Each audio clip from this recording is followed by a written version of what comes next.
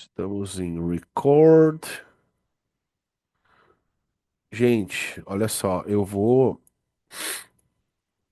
entrar numa parte pesadíssima, tá? Uma parte pesadíssima. Então, por favor, prestem muito atenção no que a gente vai trabalhar, porque é bastante coisa pra gente fazer, tá? Bastante coisa pra gente fazer. Tururu, tururu, tururu, tururu. Vocês podem interromper na hora que vocês quiserem aí. A gente vai conversando e vai tocando ficha, tá bom? Então a gente vai começar hoje a nossa aula.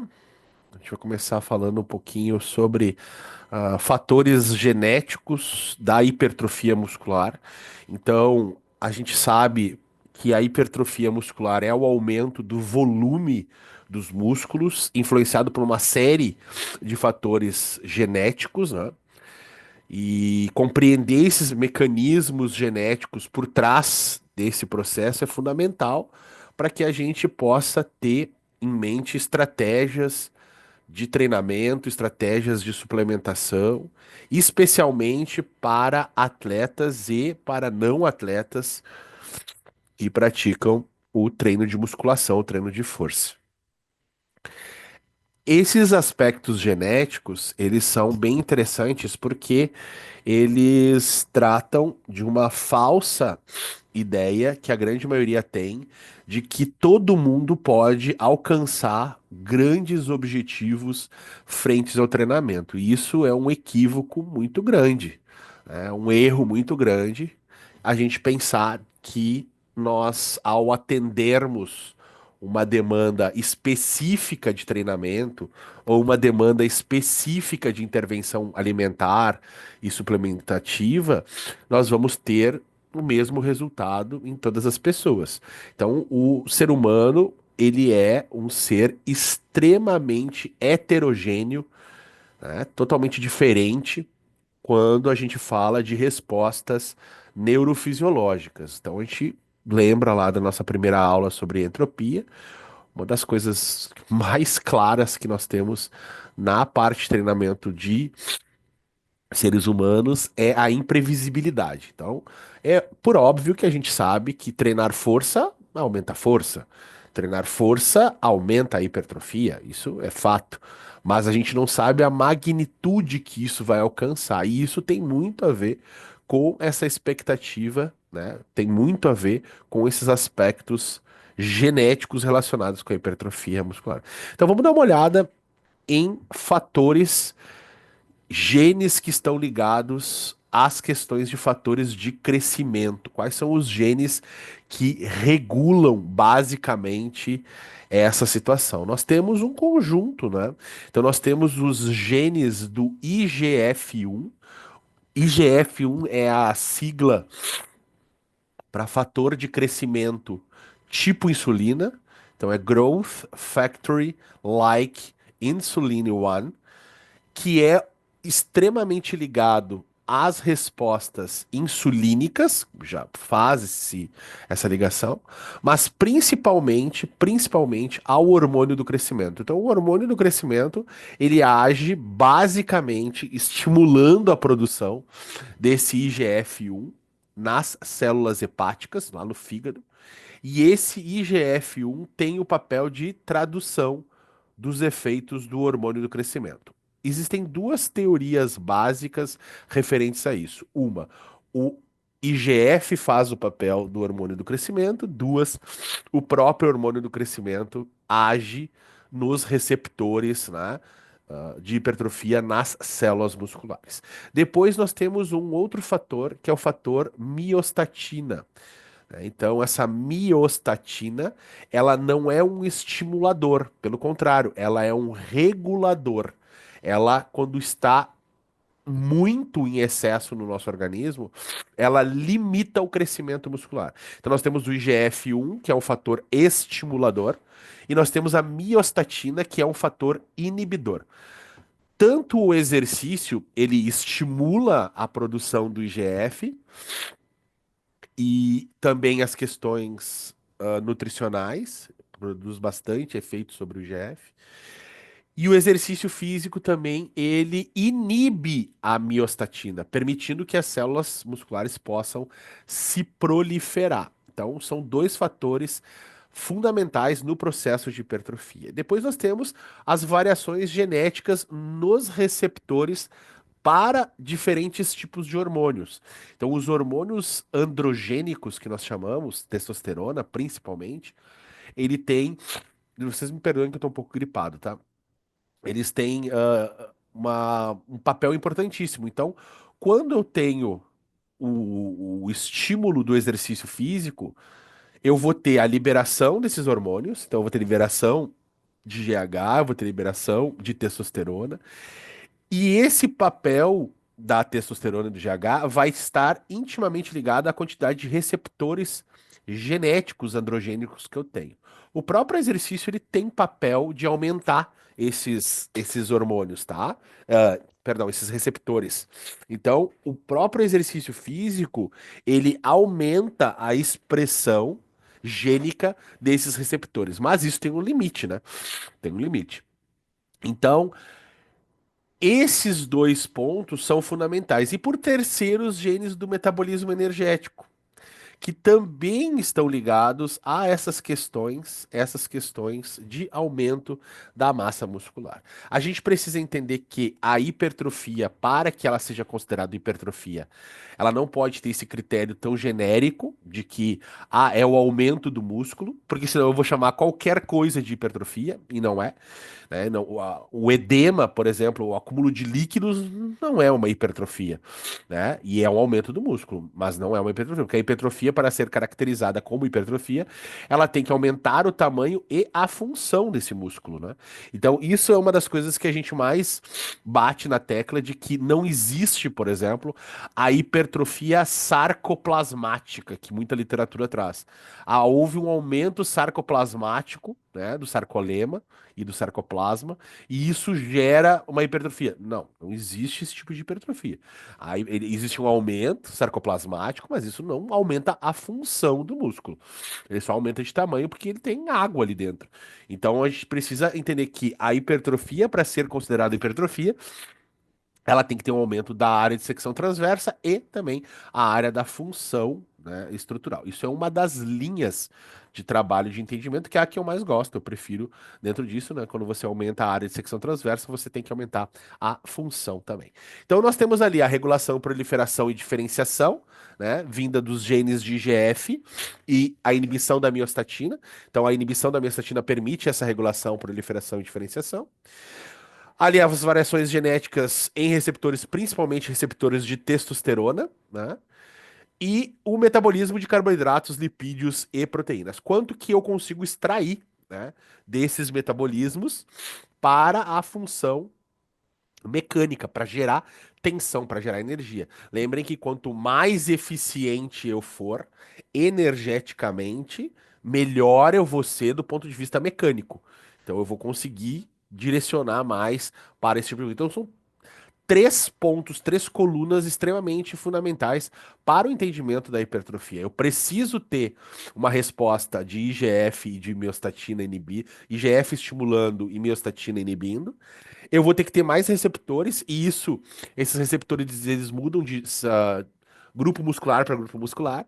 Então, por exemplo, homens geralmente apresentam mais receptores androgênicos, de forma geral, em peitoral e ombro, tá? Então, tem um estudo de 1948, eu acho. 48, 49, uma coisa do gênero, 42, não vou recordar, que fala a respeito desses receptores. Então, toda vez que a gente enxerga um sujeito que desenvolve bastante o peitoral e desenvolve o deltoide rapidamente, aquele formato mais abóbora, é porque provavelmente ele está usando testosterona. Então são locais que geralmente respondem muito bem por terem, numa média geral, mais receptores do que outras musculaturas. Mas claro que isso, até pela essa questão do ser humano ser bem heterogêneo, nós podemos ter pessoas com mais receptores num lugar, em outro lugar e assim por diante. E isso denota o porquê que algumas pessoas são assimétricas, né? Então, além de nós termos os fatores arquitetônicos, nós temos os fatores de quantidade de fibras musculares que nós vimos nas aulas anteriores. Essa questão de receptores de testosterona em diferentes grupamentos musculares podem alterar o desenvolvimento equilibrado de músculos. E aí, por isso que eu vou precisar, muitas vezes, lançar mão de estratégias de distribuição diferente de volumes de trabalho. Então, é aquilo que as pessoas falam: se eu tenho uma deficiência de peitoral, como é que eu corrijo? Você dá mais atenção pro peitoral, né? Se eu tenho uma deficiência de perna, você dá mais atenção para a perna. Então, por quê? Porque quando você dá mais atenção para o músculo que está deficitário, você aumenta o estímulo de trabalho, então você melhora a questão metabólica dele, você estimula mais o trabalho total daquela musculatura, então ele vai responder hipertroficamente. E respondendo mais hipertroficamente, respondendo mais com relação ao treinamento, ele aumenta a quantidade de receptores. Quando ele aumenta a quantidade de receptores, esse IGF aumenta a função nessa musculatura e quanto mais você trabalha essa musculatura, mais você inibe a miostatina. Então são pontos fundamentais para a gente entender o processo hipertrófico. Nós temos alguns detalhes bem importantes. Como eu falei para vocês que a hipertrofia ela é um fator genético extremamente heterogêneo, eu estou falando de a possibilidade de nós termos polimorfismos. O que que é um polimorfismo? Poli é múltiplos e morfismo é vindo de morfológicos. Então eu tenho vários tipos de genes, eu tenho vários tipos de como é que eu vou explicar isso para vocês de maneira fácil? Eu tenho várias possibilidades genéticas, né? Eu tenho variações genéticas que nós vamos chamar de polimorfismos. E esses polimorfismos de nucleotídeo único, eles estão diretamente relacionados ao efeito único que um determinado sujeito vai apresentar frente a uma determinada capacidade física. Seja força, potência, hipertrofia. Hipertrofia não é uma capacidade motora, mas é um efeito, é um resultado. Então eu vou ter expressão gênica alterada e, por consequência, mudança de função. Então esses polimorfismos explicam, em parte, o porquê que sujeitos ganham mais massa muscular, têm mais definição muscular do que outros sujeitos. Então eu posso ter um mesmo treinamento, uma mesma dieta, uma mesma recuperação, mas o efeito do treinamento vai mudar graças a esses polimorfismos. Pensem como se fosse uma resposta dos X-Men. Então, o cara nasce com uma capacidade genética de responder muito bem ao treinamento de força, hipertrofiando a musculatura. Isso acontece em músculos isolados, que a gente vê aquele cara que tem uma, entre aspas, assimetria acentuada, aquele cara que treina e tem um peitão, aquele cara que tem um pernão, aquele cara que tem um tríceps gigante, e você tem aquele cara que tem um contexto geral, né? Todas as musculaturas respondem graças a um polimorfismo específico para o desenvolvimento da massa muscular. E é isso a gente isso acaba refletindo naquele cara que se destaca dentro da musculação estética, da hipertrofia, né? Então não basta você querer, não basta você ter um ótimo treinamento, não basta você ter sono, não basta você ter suplementação e alimentação. Mas daí o cara usa hormônio. Até mesmo para usar hormônios, existem polimorfismos que ajudam na proliferação da massa muscular, a estimulação da massa muscular e principalmente protegem esse sujeito dos efeitos colaterais do hormônio. Então, assim, se fosse apenas o hormônio, a diferença, bastaria entupir o cara de hormônio que responderia. E não é verdade. Nós precisamos existe um teto. E até mesmo as pessoas chegando próximo desse teto, elas têm que tolerar esse teto para desenvolver a musculatura. Então, quando a gente olha um cara, um fisiculturista lá, campeão, um cara com 130, 150 quilos de massa muscular e uma gordura muito baixa, aquele cara ali provavelmente tem um polimorfismo extremamente funcional para a resposta da hipertrofia, e é isso. É interessante porque eles falam, ah, mas eu uso tão pouco hormônio que não é o hormônio que faz a diferença. Não, o hormônio faz a diferença, sem dúvida nenhuma, mas nesse organismo que tem o polimorfismo, o hormônio tem um efeito 10, 15 vezes maior, positivo, sem ter o efeito negativo que ele traria para uma pessoa comum. Então, isso é extremamente importante e que a gente entenda isso, tá?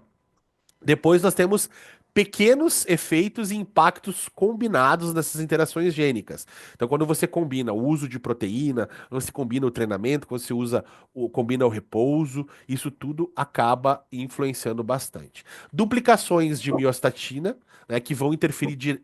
Alô? Alguém tá com o áudio aberto? Por favor, feche o áudio. Duplicações e deleções gênicas. Então, lembra que eu falei para vocês, a delação, né? A delação, não, a delação é a confissão. A deleção da miostatina, ou seja, a retirada da função da miostatina, vai influenciar diretamente a hipertrofia muscular.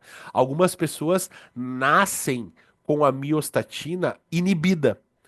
E essa inibição da miostatina permite que os miotúbulos, que são os que vão se tornar as miofibrilas, consigam se proliferar mais do que na média populacional. Então vejam que é um papel extremamente genético vendo disso. E depois, claro, a gente tem a epigenética, que são as mudanças, as modificações herdadas e, claro, as respostas ao treinamento, ao ambiente e assim por diante. Então nós temos vários papéis aí influenciando essas modificações gênicas, epigenéticas, nas sequências de DNA, que elas podem ser herdadas, influenciadas em resposta individual ao treinamento. Essas interações gênicas entre múltiplos genes, né? Então, a gente entende que existe um papel polimorfítico, né, da genética do nascimento, mas a epigenética, que é o ambiente também, vai ajudar bastante esse sujeito a se desenvolver do ponto de vista de hipertrofia. Dentro disso, a gente tem algumas aplicações práticas. Deixa eu só dar uma olhada em vocês aqui, porque Kleber está. Kleber, eu vou te mutar. Por favor, quem estiver com o áudio aberto, feche o áudio, tá? Por favor. Então, a gente tem alguns pontos bem interessantes. Por exemplo, dentro dessas aplicações práticas, eu vou ter que achar o treinamento personalizado que vá estimular de maneira adequada aquela característica genética do sujeito. Então, quando a gente fala de controle de treinamento, e as pessoas discutem isso na literatura, e eu quero que isso fique muito claro para vocês que estão aqui agora, estudando, estão vendo essa aula, de que não existe um único fator ou um único direcionamento quando se fala de treinamento, seja ele para hipertrofia, seja ele para emagrecimento, seja ele para ganhos de capacidades neuromusculares e neurais e motoras. Toda vez que eu chegar e disser para vocês, olha, para o treinamento físico tem que se fazer essa quilagem, esse volume, esse trabalho, esses exercícios, essa quantidade semanal, precisa comer isso, eu estarei cometendo um erro. Erro, porque eu acabei de mostrar para vocês que os seres humanos são heterogêneos. Nós não somos fisiologicamente homogêneos. Não somos, do ponto de vista fisiológico, homogêneos. Não existe um direcionamento, não existe um ponto de convergência. O que existe são faixas de. Então, eu tenho muitas pessoas que se treinarem, do ponto de vista de hipertrofia, treinarem 3 vezes na semana, vão colher ótimos resultados. Ótimos resultados. Que se essas mesmas pessoas passarem a treinar 5, 6, 7 vezes na semana, não colherão os mesmos resultados. Por quê? Porque tem aspectos genéticos, epigenéticos, polimorfismos que vão estar influenciando nesses resultados. Então, para muitas pessoas, treinar 3 vezes a semana é mais do que suficiente. Para outras, não é. E aí a pergunta que fica, como é que eu, né, sei quando que você não sabe. Não tem como a gente saber isso se não for usando uma técnica claríssima de ciência, talvez a técnica mais usada no mundo todo, que se chama tentativa e erro. Eu vou tentar fazer a análise, a exposição daqueles caras e vou vendo o que melhor se adequa. Eu conheci gente que treinava somente braço nas quartas-feiras. O cara treinava braço só quarta-feira. Bíceps e tríceps junto. E a parte mais legal do corpo do sujeito era braço. Explica como esse tipo de coisa. Toda vez que o cara fosse, ele passava a treinar 2, 3 vezes por semana braço, o braço dele piorava. Por quê? Poderia ser uma questão recuperativa. Então, o estímulo de 3 vezes a semana poderia ser muito mais catabólico, estressante para o músculo do que anabólico. Então, para aquela musculatura, 1 vez a semana já era suficiente. Não, pode ser que ele treinasse 1 vez na semana específico, bíceps e tríceps, mas na hora de fazer peito e na hora de fazer costas, a ativação dos sinergistas era maior. E aí tinha uma resposta. A gente viu isso na aula passada, né? As aulas anteriores, que pode acontecer esse tipo de coisa. Então são vários fatores. E isso é fundamental para que a gente possa destacar esses atletas, esses sujeitos, essas pessoas que têm essa facilidade dentro desse contexto, né? Então a identificação desses perfis genéticos associados ao maior potencial de hipertrofia pode, sem dúvida nenhuma, auxiliar na seleção, no desenvolvimento de atletas em esportes que precisam, dependem de massa muscular.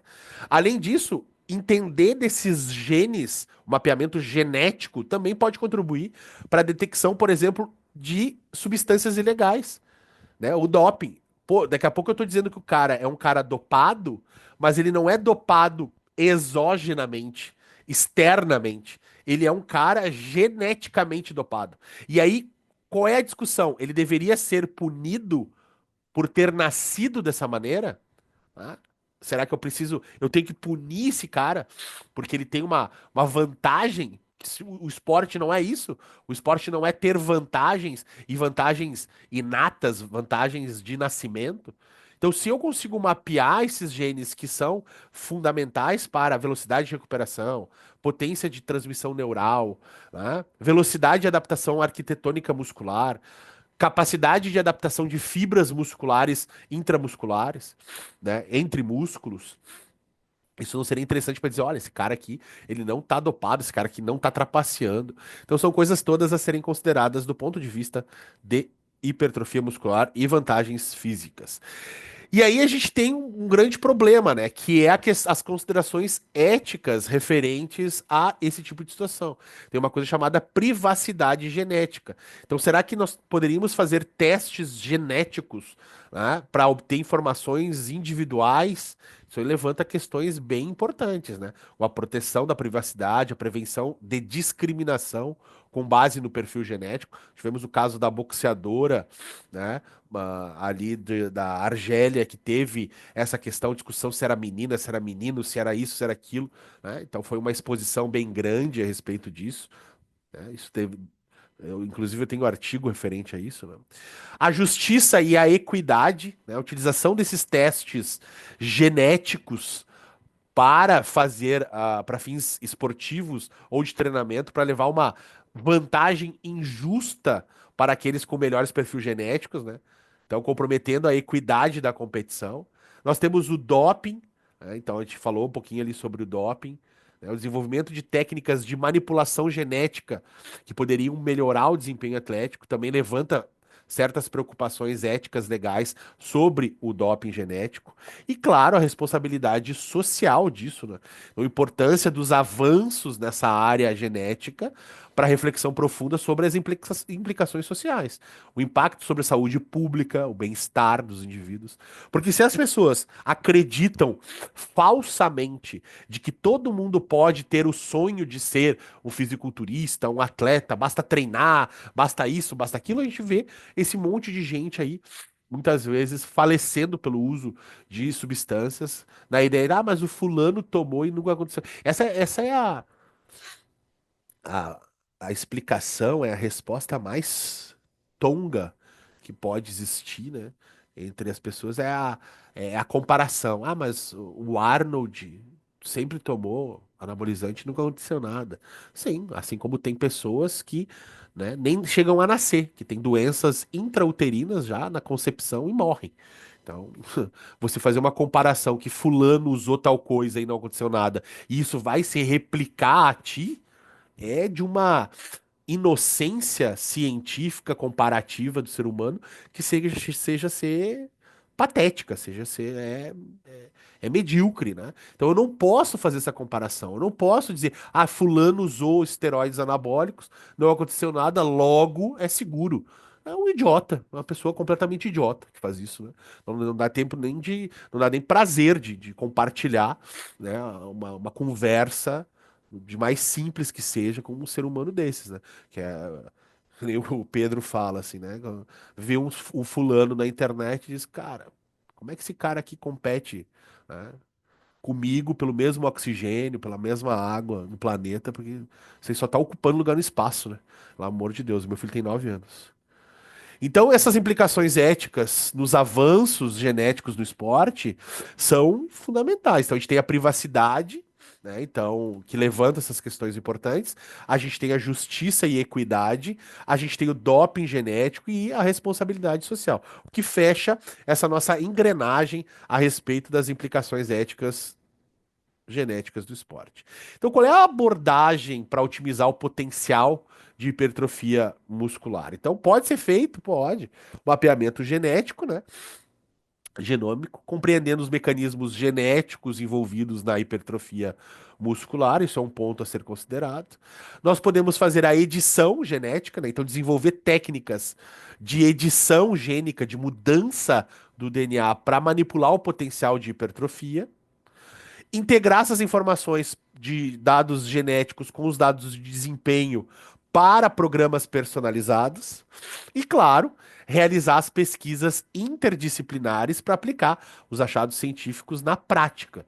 Então, isso seria o ideal, extremamente importante. Então, o desbloqueio do potencial genético é um caminho a ser estudado. Então, entender os fatores genéticos, personalizar o treinamento, selecionar atletas de elite, detecção de doping, abordar as questões, considerações éticas e promover o bem-estar e a justiça no esporte. O gene mais estudado, e não é muito, tá? Mas mais estudado, é o ACTN3, que é o regulador da força muscular. Então, o gene ACTN3, ele desempenha um papel fundamental no desempenho de atletas e também na hipertrofia. Ela é uma proteína codificada, é uma alfa-actinina 3 e ela atua como um componente estrutural fundamental, né? Nós vimos a actinina dos sarcômeros musculares, que contribui para a geração de força durante as contrações mais rápidas e mais potentes.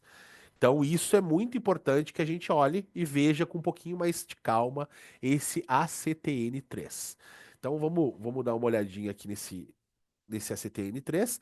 Então, a função dele é codificar a alfa-actinina, que é um componente estrutural ligada principalmente à linha Z dos sarcômeros. Então, ele consegue dar estrutura para o sarcômero, que ajudaria muito na produção de força. A localização dele está no cromossomo 11, na região, não se apeguem nisso, tá? Isso é só aprofundamentos. E a expressão tecidual dele está diretamente relacionada com a predominância desse ACTN3 em fibras tipo 2, ou seja, produção de força e produção de potência, poder muscular, tá bom? Nós temos variações gênicas desse ACTN3, então a gente tem o genótipo RR, então esse aléolo R codifica uma versão funcional dessa proteína, alfa-actinina 3, o que dá mais desempenho em atividade de força e de potência. O alelo X, ele é resultado de uma mutação, tá? Que leva à produção de uma proteína não funcional, o que resulta na ausência completa da alfa-actinina. Então vejam, o alelo R, ele me traz a proteína alfa-actinina, o alelo X, ele tira a função dessa proteína, o RR me dá duas cópias funcionais desse gene, o RX me dá uma cópia funcional e uma não funcional, e o XX me dá duas cópias não funcionais. Então eu tenho sujeitos, pessoas que vão ter essas características. O RR é duas cópias funcionais desse gene. Então esse cara tem uma produção de força acima da média. O RX é um cara normal, né? Tem uma que funciona e outra que não funciona. E o XX é o cara que vai ter que dar aula na internet, vai ter que dar aula online para sobreviver, porque não tem chance alguma de ser atleta produção de força. Então a gente vai ter esses aspectos aí sendo potenciados. Então, a alfa-actinina funcional, genótipo RX, pessoa normal, o genótipo inútil, né, que vai ser levado a sem ter alfa-actinina. Então eu tenho o top, eu tenho o sujeito normal e eu tenho o sujeito que não tem esse potencial genético de produção de força. Não é que ele não vai produzir força. Ele não vai produzir força nem velocidade, potência. Em termos supra-fisiológicos ou sub-humanos, né? Então, dentro desse contexto, o genótipo RR, que é os dois funcionais, ele tem maior potencial para hipertrofia, especialmente em fibras de contração rápida, fibras 2x. Então, eu tenho lá maior potencial para hipertrofia. Depois eu vou ter o genótipo XX e o genótipo RX. Então vejam, o RR, maior potencial para hipertrofia, melhor resposta do treinamento de força e potência, o XX, menor potencial para hipertrofia e o RX, potencial intermediário. A grande maioria das pessoas tem o genótipo RX. Elas vão desenvolver massa muscular, mas não será nada demais. Desenvolverão algum grau de força e potência, mas não será nada demais. Eventualmente nós teremos o genótipo XX e eventualmente nós teremos o de maior potência, que é o RR, tá bom? O genótipo XX é possível vantagem em atividades de resistência. Então, se o cara não serve para a melhor potência e hipertrofia, ele pode ter uma melhor capacidade de esportes de resistência, como esportes aeróbicos, né, de longa duração, porque gera uma adaptação compensatória, já que ele não tem esse potencial nas fibras tipo 2.